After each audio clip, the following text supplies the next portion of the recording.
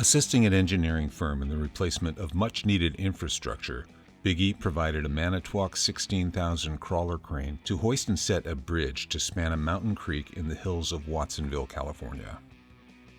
Outfitted with 137 feet of main boom and 368,000 pounds of counterweight, our crew and this 440-ton capacity crane flawlessly executed the work, hoisting the 120,000-pound components at a radius of 90 feet.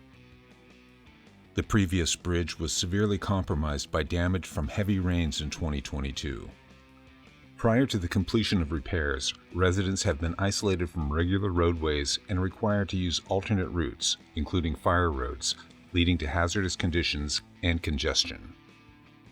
The new bridge was fabricated on-site in 2 equal parts.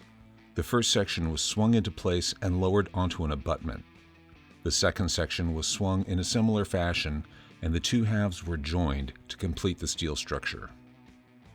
The entire operation, from planning and preparing the equipment to performing the work and rigging the crane out, serves as another example of Bigge's work in a safe and collaborative environment with our customers. Contact Bigge to learn more.